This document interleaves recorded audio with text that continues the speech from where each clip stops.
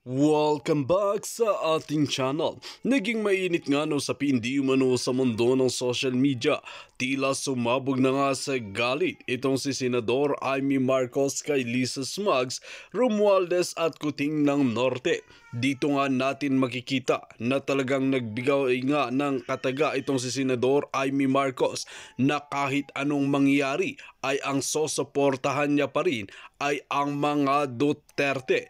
Dito nga natin makikita mga kaibigan na talagang hindi nga magbabago ang tingin niya kay former President Rodrigo Duterte, VP Sara Duterte, dahil ang usapan nga na nila noon ay talagang magkakaroon tayo ng unity na mabuti ang hangarin.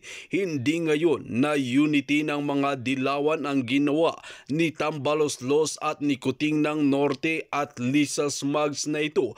Kaya ngayon nga ay talagang kinasusuklaman nga at talagang nanggagalaiti nga sa galit si Senador Amy Marcos dahil hindi nga alam ang ginagawa ni Kuting ng Norte na ito sa bansang Pilipinas na talagang sinisira nga ang imahe ng mga Marcoses. Dito nga natin makikita mga kaibigan, lalo nga nagalit si Senador Amy Marcos nang malaman niya na pinagperahan pala ang mga Yolanda fan at talagang kinakawawa at ginagamit lamang ang mga Yolanda na mga ito. Dito natin makikita mga kaibigan na talagang mandarambog nga sila lalong lalo na sa pera at budget para sa ating mga kababayan na matutulungan sana.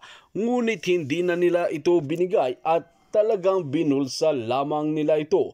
Well mga kaibigan, para nga sa karagdagang impormasyon, panoorin nga natin ang buong video. At kung bago ka pa lamang sa aking channel, huwag kalimutan i-click ang subscribe button at notification bell para lagi kang updated sa ating mga bagong video. At para sa sulit viewers natin dyan, maraming salamat sa walang sawang pagsuporta. Romualdez ay majority floor leader. Hindi pa siya speaker noon at nandito kami. Ako naiwan dito, senador ako noon, naiwan ako dito sa Tacloban. Doon ako nakakamping doon sa bahay ni Congressman Martin. At siya naman, sinabi ko sa kanya na nagpapaiwan ka dyan sa Maynila para lahat, yung pangangailangan namin dito sa Tacloban. Okay, sabi niya, magpaiwan ka dyan sa Maynila. Sabi ni Kuting, para naman ang lahat ng pangangailangan namin dito sa Tacloban, lahat pangangailangan dito hanggang guluan, hanggang lahat ng summer, lalong-lalo na pag-release ng emergency funds sa kanyang pinapasa at yun naman ang kanyang nilalakad kaya't na-release tayo kaagad. 130 billion na binigay. Iyon ang unang pumasok na pondo, dadadadada. Tapos nandiyan po yung ating mga tumutulong na dadadadada. It's all, hindi mo man lang binanggit yung kapatid mo, di ba? Bongbong Marcos Jr., hindi mo man lang binanggit ang kapatid mong si Senator Amy diyan sa Yolanda, sakuna na yan, kung saan very visible yung kapatid mo. 'Di ba? Traidor ka talaga. Dito mo makikita na etong si Marcos Jr. ay talagang sinapian na ng Romualdez at saka ng Araneta. Well, Romualdez talaga siya, 'di ba? So ngayon, makararamdaman natin na talagang meron talaga silang naluto na plano na si Martin ay talagang i-push ng i-push ngayon. At siyempre, dahil na-imbyerna na si manang nyo, na-imbyerna na si Senator Amy, mga hitad, tignan natin ang sabi ni si Daryl Yap, meron pang meron pang post. Pero bago ang lahat, 'di ba sinimulan nila sa pag-demote o pag-demote kay Gloria at totally pagtanggal as deputy speaker. So, yung galawan nila, mga kababayan, yung galawan nitong mga ni Kuting, ni Lisa at ni Tambaluslos, yung trio na yun, yung tatlong salot sa bayan at marami pang iba, yun yung galawan nila ay talagang i-push na ang 2028 election. Kasi napakawalang utang na loob at walang unity.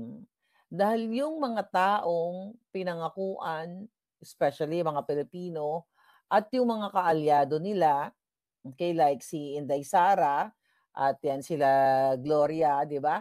yan ay unit team nga eh, 'di ba? Nag-usap-usap yang mga yan kung ano yung magandang agenda, 'pag sila ay nanalo. Pero iniwan sa ere at maliban sa iniwan sa ere ay what? Binabastos, sinisira pa, at talagang gustong ngayon pa lang ay sirain na ang kampo ni Sara Duterte. Alright? Dahil sabi ko naman sa inyo, ang nag-push niyan ng mga ganyang galawan, ang author niyan ay si Lisa Smugs, mga palangga. Ngayon, ano pa yung mga ginagawa, nilista ko dito nang hindi tayo nagkakalituhan.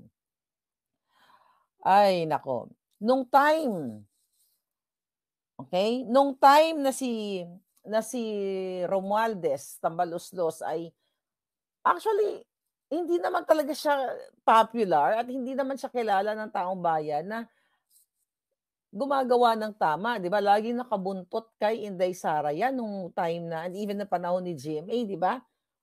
Oh, as speaker at nung during the campaign lagi siyang nakadikit kay Inday Sara para what? Para mag-kiss-ass, para magsipsip.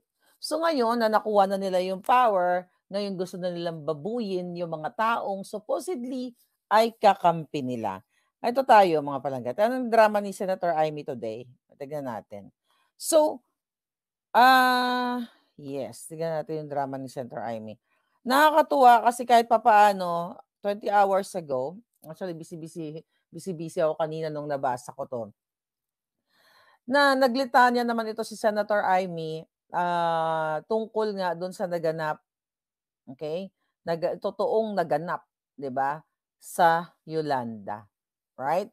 Totoong nangyari na siya ay gumawa ng tulong doon at dito pinagtanggol din niya si Pangulong Duterte. Basahin natin ang mga eksena ni Senator Amy. Right. That was November 8. Noong 2015, ako ang una at kaisa-isang by the way, prior to that, sa kanyang statement, may binanggit siya na wag gamitin, ano ba 'yan? Okay, sabi niya parang wag naman sanang gamitin ang, mga Yolanda victims sa interes o sa ambisyon. Tama ba yung pagkakaintindi ko? Ito, opisyal, May sinabi ba siya dito? Basta may sinabi si Senator Amy na parang wag gamitin. Okay, wag gamitin ang issue sa Yolanda o yung mga biktima. Alright, di makita. Ito na.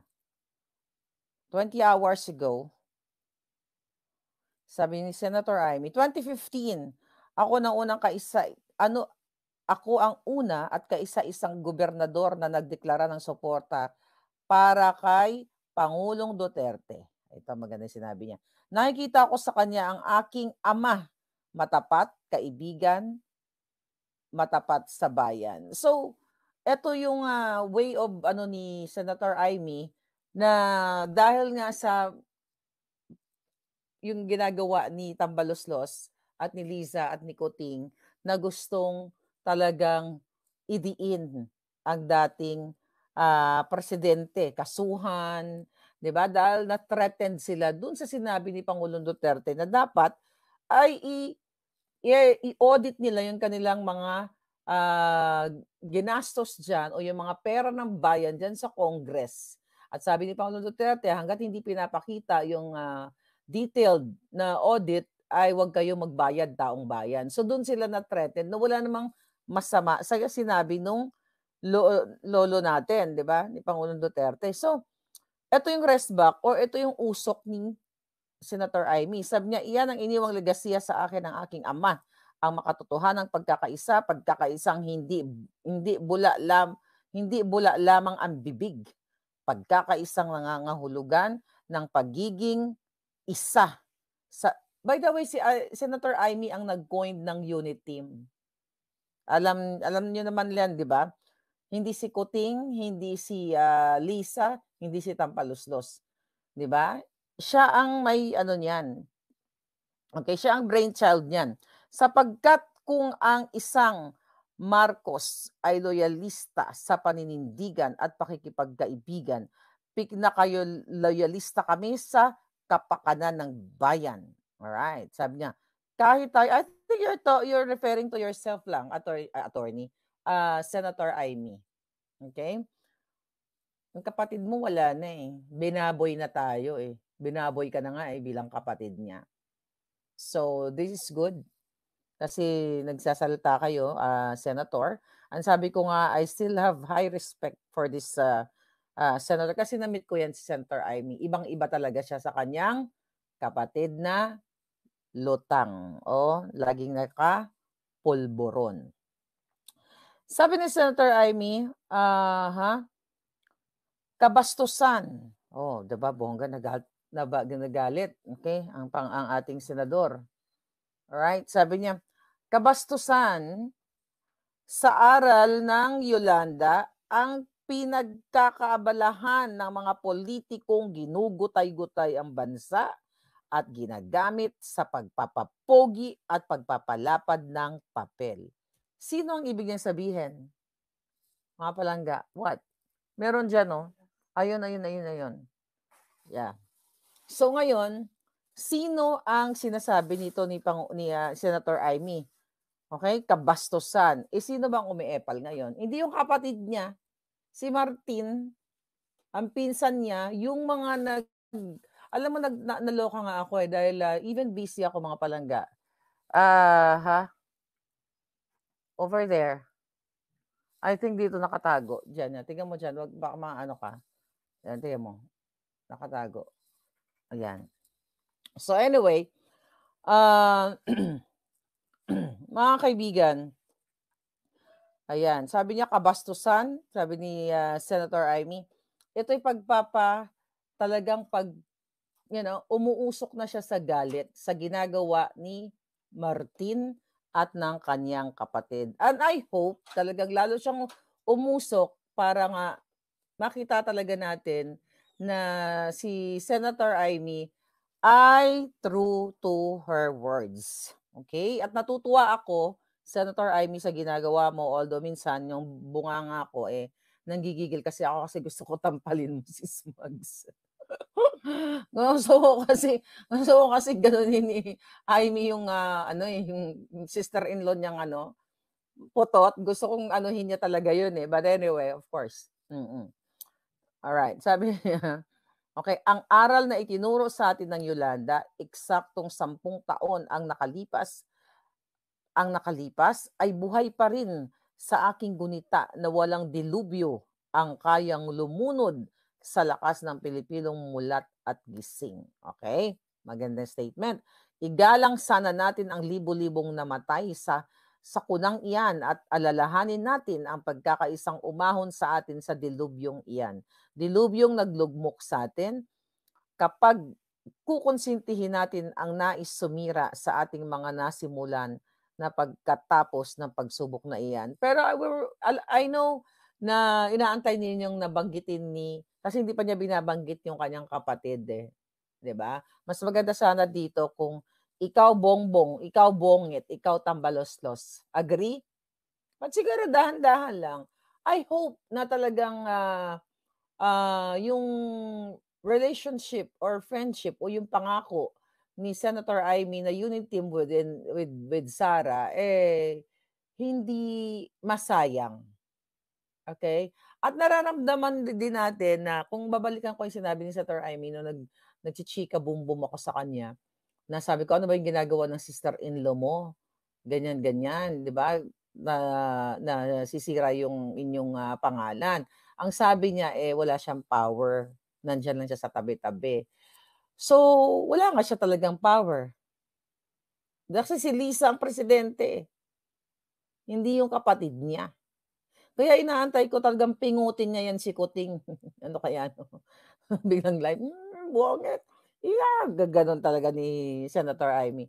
Sabi niya, inuulit ko, noong 2015, ako ang una kaisa-isang gobernador na nagdeklara ng suporta para kay Pangulong Duterte. So, pinaghalo ni Amy at ni Amy yung kanyang statement sa support niya kay Pangulong Duterte at sa nangyari sa Yolanda. Sabi niya, "At kahit ako ang nag-iisang matira, maninindigan ako para sa kanya." Ay, oo naman. Tama lang 'yan, Senator Amy, kasi kung hindi dahil kay, Pangulong Duterte na nagsabi na nagdesisyon o very vocal na yung kanilang ama, si Marcos Sr., na yun ang ine-expect natin na bumangon at yun ang, multuhin si Kuting, 'di ba? Na nagpalibing kay, sa panahon ni Pangulong Duterte, naipalibing si pangalan nito, si, Marcos Sr. Tama na. But in fairness, ikaw kuwento lang ng konti. Alam mo nung na-meet ko si Senator Amy 2017, ibang-iba talaga siya sa kapatid niya. Parang yung mararamdaman mo yung meron siyang connect sa tao. Pero si Kuting laging lutang, eh. As in laging lutang. Believe me, kahit ini-interview ko 'yan, pagkatapos ng, well, keep moving, okay? So, pagkatapos ng, tawag dito, ay naku. Alright, and then Arnold, okay. Sabi ni Senator Amy doon, ayun, sa isang anak na humarap sa napakaraming pananaksak sa likod, ay hindi kailanman tatahimik sa mga pagtataksil at pambabastos. Alright? Pambabastos. Okay, nasaan tuloy ako? Pambabastos sa taong gumalang sa aking ama noong pinahintulutan niyang mahimlay ito sa libingang para sa kanya. Noon ay tinanong siya na kaya ba niya pinahintulutan ang paglilibing ay dahil kaibigan niya lang ako? Ang sagot niya noon ay sagot ko ngayon, hindi lang dahil kaibigan ko si PRRD. Kaibigan ko talaga siya. Higit sa lahat, lalo si Inday Sara, mga kaibigan ko sa pagpapaunlad ng bayan, pagpapanatili ng kapayapaan at pakikipaglaban kontra sa puwersa ng kasamaang nagpapalaganap ng katiwalian, gutom at katraydoran. What is your take about this? Let's look forward na mas may bongga pa si Senator Amy na uusok ng bonggang-bongga lola ninyo. Kasi nga, mga palangga, mahirap din yung kanyang sitwasyon dahil binabastos din siya for sure behind the scene ng kanyang kapatid. Kasi nga 'di ba in-expect natin nung sinuportahan natin si Kuting, akala natin si Senator Amy magiging visible sa side ni Kuting. Pero tingnan mo, binabastos din siya. Ang nagiging visible, itong mga Judas na mga Romualdez at mga Araneta, sila actually ang nakikinabang, hindi ang bayan, sa unit team. Instead na ang nakikinabang sana ay yung mga Pilipino. Right? So ngayon, ito naman si Daryl Yap, merong hanash. Ano ba drama ni Daryl Yap? Okay, tignan natin. Mga kaibigan. Matagal na pala sila magkaibigan, ni Senator Amy. Nung nabasa ko tong, mukhang galit din si Daryl. Okay, meron siya. Sabi ni Daryl Yap, kaibigan sa kaibigan, manang I dare you. Aba, dinare niya si Senator Amy. Gaya ng matagal ko nang sinabi, dalawa ang aking dahilan kung bakit ako naging anti-liberal. Kahit buong buhay ko nakisimpatya ako sa mga Aquino, kanilang mga kakampi at pinaglalaban.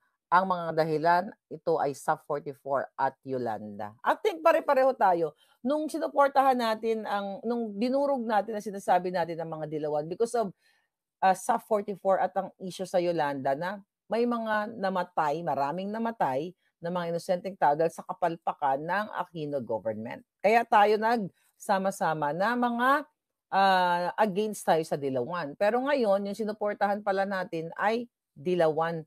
Mahigit pa sa dilawan na kinamuhian natin. Dahil ngayon, sobrang rampant ang kanilang pagnanakaw. Hindi ko na muna ulitin ngayon kasi yung smuggling, lahat. You know that already, yung mga nakakapalo sa akin. Grabe, sobrang talamak, bribery and everything. Ano sabi ni Daryl? Bilang kaibigan mo nakatag talagang lola, bakit hindi ikuwento paano po tayo naging magkakilala at bakit natin sabay na minahal si PRRD? Hindi po sa sapat na sasabihin mo na sinuportahan mo si PRRD. Ito yung sagot niya dun sa statement kanina.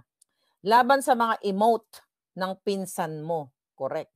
Bakit hindi po natin iklaro ang nangyari sa Yolanda? Bakit hindi niyo po ikwento? Nung dumating ang Davao Disaster Brigade kasama si PRRD ay umiyak si Tatay Digong at nagsabi na nasaan ang Diyos dito, Amy? Bakit pinayagan niyang mangyari ito? Naalala mo ba yon, Senator Amy? Sabi ni Daryl. Pero totoo yun pag nakita mong pag may mga nangyaring hindi maganda, even sa buhay ng isang tao, sa pamilya mo, magtatanong ka talaga, Lord, bakit nangyari to? May Diyos ba? Actually ako, nagtatanong ako kung bakit pinababayaan ng Diyos ang nangyayari sa Pilipinas ngayon.